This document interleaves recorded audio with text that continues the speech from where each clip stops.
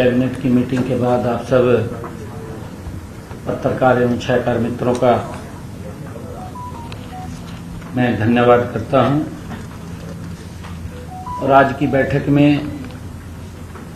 21 एजेंडे इसमें रखे गए थे, जिसमें से आज मंत्रिमंडल में 20 एजेंडों की स्वीकृति वो हुई है।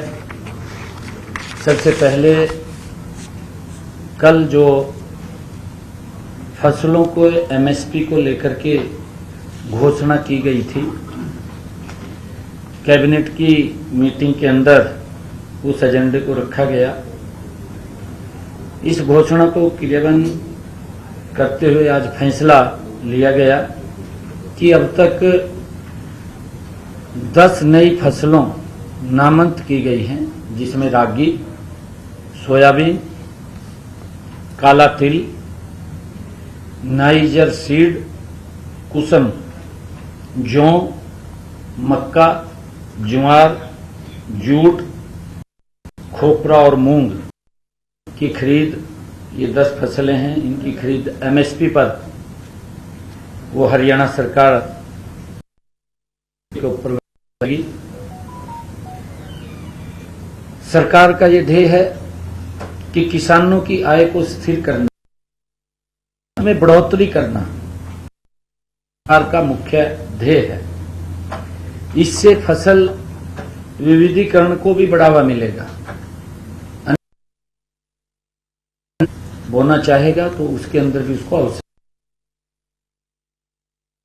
फसलों को खरीद करने वाला ये देश का पहला राज्य है जो एमएसपी के ऊपर जो फसलों को खरीद करने वाला राज्य है। एकमात्र हरियाणा ये राज्य है। बैठक में कुल हरियाणा के अंदर 24 फसलें एमएसपी के ऊपर अब खरीदी जाएंगी। जैसा मैंने कहा है कि हरियाणा के अंदर ये पहला देश का राज्य है जिसके अंदर किसान की 24 फसलें एमएसपी के ऊपर, सभी फसलें एमएसपी के ऊपर खरीदी जा रही हैं। दूसरा एजेंडा बैठक में किसानों से जो आबियाना लिया जाता था, अंग्रेजों के समय का एक कानून था, हमने कल उसको समाप्त करने की घोषणा की। हरियाणा सरकार का एक बड़ा ऐतिहासिक फैसला, ये लंबे समय से, अंग्रेजों के समय से जो उनसे आबियाना वसूल किया जाता था उसको समाप्त करने का निर्णय ये हमारी सरकार ने लिया है। 1 अप्रैल 2024 से किसानों से अब ये अभियाना नहीं लिया जाएगा। अभियाना का पिछला बकाया लगभग 140 करोड़ रुपए वो भी हमने माफ करने का निर्णय लिया है। अभियाना खत्म होने से किसानों को हर साल 54 करोड़ रुपए का वो लाभ मिलेगा, राहत मिलेगी। 1 अप्रैल 2024 के बाद किसानों को अभियाना जमा कराने के जो नोटिस चले गए हैं, ये मैं स्पेशल कोट करके इस बात को कह रहा हूं कि 1 अप्रैल 2024 के बाद किसानों को अभियाना जमा कराने के जो नोटिस चले गए हैं वो सभी नोटिस वापिस होंगे। 1 अप्रैल 2024 के बाद किसी किसान ने अभियाना जमा करवा दिया है तो वो राशि भी किसान को वापिस दी जाएगी। ये निर्णय कैबिनेट के अंदर लिया है। तीसरा, हमारा बैठक में हरियाणा राज्य में पिछड़े वर्गों के व्यक्तियों को क्रीमी लेयर से बाहर रखने संबंधी प्रस्ताव एक्स पोस्ट फैक्टो स्वीकृति प्रदान की गई है। ये पिछड़े वर्ग के लिए एक बहुत बड़ी घोषणा ये पिछले दिनों की थी, उसका नोटिफिकेशन भी जारी हुआ था। आज कैबिनेट के अंदर स्वीकृति के लिए आया है। क्रीमी लेयर की वार्षिक आय 6 लाख रुपए से बढ़ा करके 8 लाख रुपए वो किया गया है। सकल वार्षिक आय की गणना केंद्र सरकार के मानदंडों के अनुरूप होगी। पहले राज्य में 6 लाख रुपए प्रति वर्ष तक सकल वार्षिक आय स्लैब लागू थी, जिसमें सभी स्रोतों की आय शामिल थी। आज इसकी एक्स पोस्ट फैक्टो स्वीकृति दी गई है। मंत्रिमंडल में इस बात का भी निर्णय लिया गया है कि हरियाणा राज्य पिछड़ा वर्ग आयोग की रिपोर्ट अभी पिछले दिनों आयोग ने दी है, सरकार ने उसको स्वीकार किया है।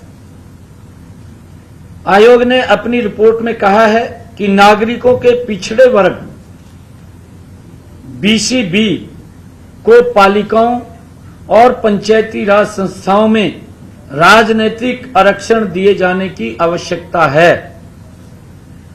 आयोग ने बीसीबी को आरक्षण देने के संबंध में एक नई पद्धति बनाई है और आयोग की रिपोर्ट को सरकार ने स्वीकार कर लिया है। आज ये मंत्रिमंडल के अंदर उसमें उसको स्वीकार किया, उसका फैसला लिया गया है।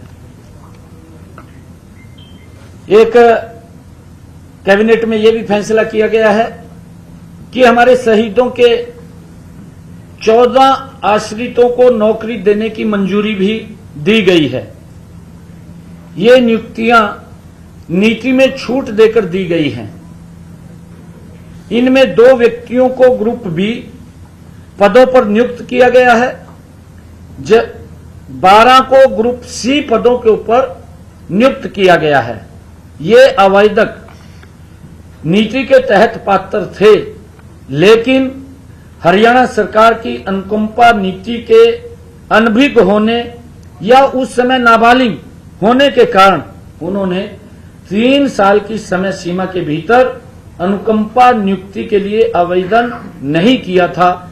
अब उनको 14 जो शहीदों के आश्रित हैं उनको नौकरी देने की मंजूरी आज दी गई है।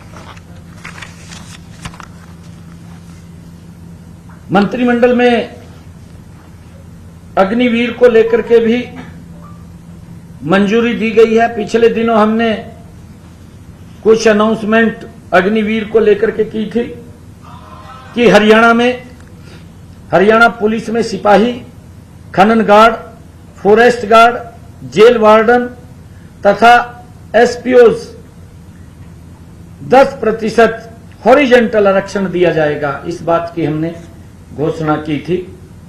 ग्रुप सी के पदों में 5% तथा ग्रुप बी में भी 1% हॉरिजॉन्टल आरक्षण दिया जाएगा। इसकी भी मंजूरी आज कैबिनेट में हुई है।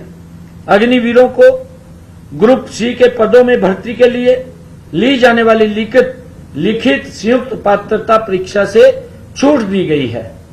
इसके अलावा यदि अग्निवीर के पास आवश्यक कौशल प्रमाण पत्र होगा, उसे स्किल टेस्ट से भी छूट दी होगी।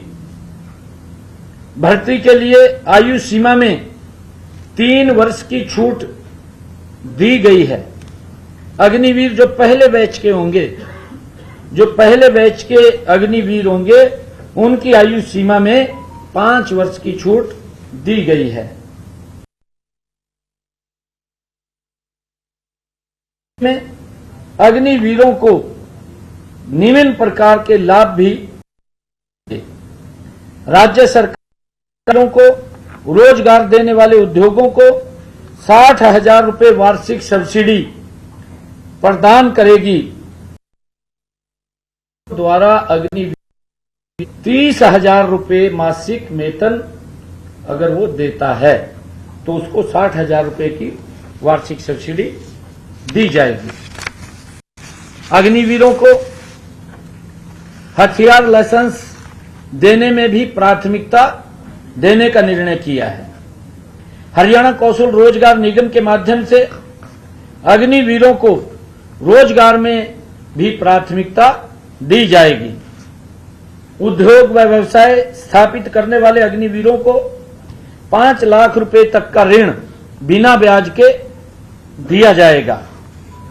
भारत सरकार के अग्निपथ योजना के 15 जुलाई 2022 को लागू की गई, जिसके तहत वर्ष 2022 के दौरान सेना, वायुसेना, नौसेना में कुल 36,649 पुरुष और महिला अग्निवीरों की भर्ती प्रस्तावित थी।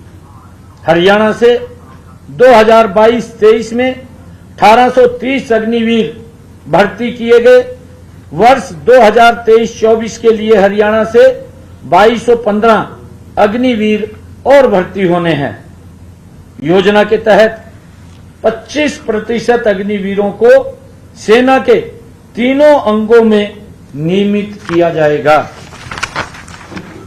कैबिनेट के अंदर यह भी फैसला लिया गया है कि हरियाणा में जो धौलीदार, बूटीमार, भोंडेदार एवं मुकरीरदार स्वामित्व अधिकारों का निहित होना, नियम 2011 में संशोधन को मंजूरी मंत्रिमंडल ने दी है।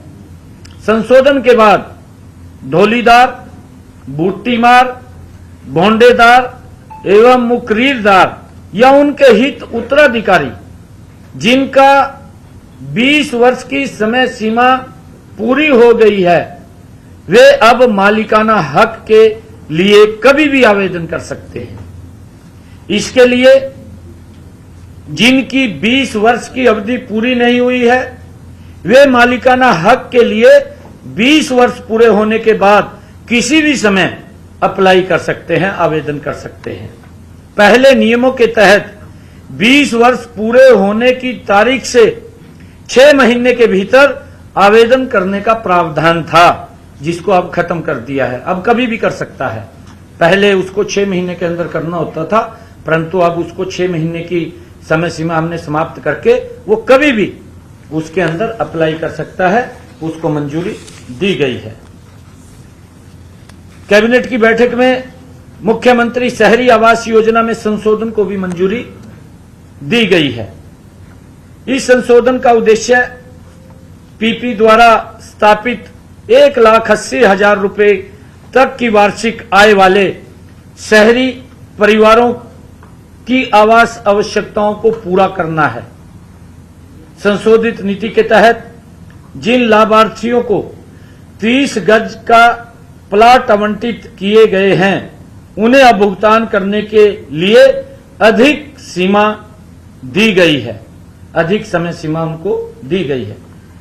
आज से पहले प्लाट ड्रा होने के बाद प्लाट मिलने वाले आवेदकों को 1 माह में 10,000 रुपए की दूसरी किस्त देनी पड़ती थी और बाकी की राशि 6 महीने के भीतर 6 किस्तों में देनी पड़ती थी। आज के फैसले के बाद अब 10,000 रुपए की दूसरी किस्त प्रोविजनल अलॉटमेंट लेटर जारी होने के 2 महीने कर सकेंगे, जबकि शेष 80,000 रुपए की राशि भुगतान उसका एलओआई 3 वर्षों में मासिक किस्तों में किया जाएगा। ये प्रावधान इसके अंदर किया गया है। मैं पंजाब के सरकार को भी पूछना चाहूंगा कि भाई आप भी कुछ किसान की वहां की फसलें एमएसपी पर काम करें। कांग्रेस को भी कहना चाहूंगा कि आपकी सरकार हिमाचल प्रदेश के अंदर है, कर्नाटक के अंदर आपकी सरकार है, आप भी वहां एमएसपी पर किसान की फसलों को खरीदने का काम करें। खाली होठ बजाने का कोई फायदा नहीं है, क्योंकि जिस प्रकार से हरियाणा के अंदर हमने 14 अन्य फसलें एमएसपी पर खरीदी हैं और हमने निर्णय किया है कि हम हरियाणा के अंदर अपने किसानों की फसलें एमएसपी पर खरीदने का निर्णय हमने किया। हम खरीदेंगे सारी फसलें। एक आइटम क्योंकि ग्रुप सी डी की भी थी कि वो टाउन एंड कंट्री प्लानिंग की एक आइटम थी, वो किसी कारण से डेफर हुई। सर, मॉनसून सेशन को लेकर भी कुछ चर्चा की गई है सर? नहीं, वो अभी कोई चर्चा नहीं हुई, उसके बारे में जब चर्चा होगी तो आपको बताएंगे। मानसून सत्र बुलाने की कभी कोई मानसून सत्र बुलाने का कोई आवश्यकता पड़ेगी तो बुलाएंगे ना। अभी आज नहीं, आज मानसून सत्र बुलाने क्या क्या सरकार का कोई योजना है? नहीं, योजनाएं तो चलती रहती हैं, योजना तो बंद ही नहीं होती कभी। नहीं, मानसून सेशन बुलाने की योजना ये सब चलता रहता है, योजनाएं पूरी है, योजनाओं में कोई कमी नहीं है। मानसून सत्र मैं बोल रहा हूँ नहीं मानसून मैंने कहा है कि आपको बताएंगे, आवश्यकता पड़ेगी आपसे बिल्कुल बात शेयर करेंगे। सीएम साहब एक सवाल है, सीएम साहब एक सवाल है, सीएम साहब सुनिए, ये कच्चे कर्मचारियों ने आपसे मुलाकात की थी और उन्होंने कहा था कि आपने शायद उनको वादा किया था कि पक्का करने की बात कर रहे थे आप, तो आज के मंत्रिमंडल ने विचार किया, क्या आगामी के समय में भी ऐसा कोई योजना बना रहे कि कच्चे कर्मचारी पक्के हो सकेंगे? नहीं, देखिए, हमने अधिकारियों को कहा है इस बात को लेकर के कि इसके ऊपर कोई पॉलिसी ड्राफ्ट करें, पॉलिसी बनाएं, पॉलिसी बनाएं। बिल्कुल नहीं बनाई है, बिल्कुल। और विचाराधीन है, वो रिपोर्ट देंगे ना। नहीं बताइए, ये विचाराधीन हाँ, इसको जल्दी कर्मचारियों को पक्का करने की योजना, जल्दी इसके ऊपर निर्णय लेंगे, जल्दी निर्णय लेंगे। मंत्री है वो बोल रहे हैं कि आपने ये जो एमएसपी वाला है ये पूरा पॉलिटिकल मूव है क्योंकि इलेक्शन अब आने वाला है। किसने कहा है ये? सर ये फार्मर लीडर्स भी बोल रहे हैं। नहीं, फार्मर लीडर ने तो इसका स्वागत किया है। फार्मर लीडर्स ने, मैं धन्यवाद करूंगा क्योंकि सभी फार्मर लीडर्स का कि उन्होंने सरकार के इस फैसले का स्वागत किया, सराहा है। और भी जो किसान हमारे प्रतिनिधि हैं वो भी आ रहे हैं और उनका मैं दिल से धन्यवाद करता हूं क्योंकि सरकार की नीति को उन्होंने सराहा है। परंतु क्योंकि जैसा मैंने कहा है कि मैं पड़ोस की हमारी पंजाब की आम आदमी की सरकार है, उनसे भी कहना चाहूंगा भी कुछ 2-4 फसलें तो एमएसपी पर खरीद लो। योजना खत्म मानने सिर्फ 24 फसलों पर एमएसपी मिल रही है, तो भावांतर भरपाई योजना खत्म मानने। नहीं, देखिए, जो स्कीम्स हमारी चल रही है, किसान को लाभ पहुंचाना हमारी सरकार का ध्येय है और उसको लेकर के हम किसानों को लगातार लाभ पहुंचाने का काम कर रहे हैं विभिन्न योजनाओं के माध्यम से। भावांतर का क्या? उसमें सब्जियां भी शामिल। अरे, उसके अंदर सब्जी का किसान है, उसमें बाजरा का किसान है, उसके अंदर कुछ फसलों के ऊपर केंद्र कुछ % खरीदता है और उसके अंदर बड़ा भाग हम भी खरीदते हैं क्योंकि हमने किसान को लाभ पहुंचाना है। मैं यही तो बात कह रहा हूं, मैं कांग्रेस के लोगों को भी कह रहा हूं क्योंकि कांग्रेस के लोग झूठ बोलते हैं। अरे, आपकी सरकार हिमाचल के अंदर है, आपकी सरकार कर्नाटक के अंदर है, आप वहां के किसानों की फसल को एमएसपी पर मैं आम आदमी पार्टी की सरकार को भी कहना चाहूंगा कि आप भी कोई 5-4 फसलें तो खरीद लें, देख तो लें भी कैसे खरीदते हैं। पंजाब के किसान बैठे हैं, ये तो केंद्र खरीद, ये तो फसल तो केंद्र खरीद रहा, इनको तो पता नहीं है कि कैसे खरीदेंगे कैसे नहीं खरीदेंगे। खरीदनी चाहिए इनको। मैं इनको बात के लिए वहां के किसान की जो से भी आह्वान करूंगा कि सरकार को जरूर थोड़ा कहना चाहिए। आप पिछड़े वर्ग के बारे में बहुत घोषणाएं कर रहे हैं, एक ध्यान आपके ध्यान में लेके आना चाह रहे हैं। कुछ लोग आपको मिले भी थे, हरियाणा कर्मचारी चयन आयोग की भर्ती चल रही है, उसमें पिछड़े वर्ग के जो उम्मीदवार हैं उनको बाहर कर दिया ये कह के कि उनका पुराना सर्टिफिकेट है, जबकि उनको परिवार पहचान प्रावधान दिया हुआ था उसको नहीं माना। नहीं, जो उसमें से 32-33 लड़के हाईकोर्ट चले गए उनको प्रोविजन नहीं दिया गया, बाकी बच्चे बाहर हो गए। क्या ये आपकी नजर में आया? नहीं, देखिए, मेरे को वो मिले थे और मैं रूप से इस बात के लिए कहा, हम देखिए, मैं हूँ वैसा व्यक्ति, मैं किसी को अंदर में रखने वाला व्यक्ति नहीं हूँ। काम जो एक लीगल तरीके से है वो होगा तो होगा, अगर कहीं दिक्कत है तो उसको बताया जाएगा। हमने उन बच्चों को बताया है कि जब से नोटिफिकेशन हुआ है उस नोटिफिकेशन के ऊपर लिखी गई है उस डेट के बाद जितनी भी नौकरी निकलेंगी उन सबको उसका लाभ मिलेगा।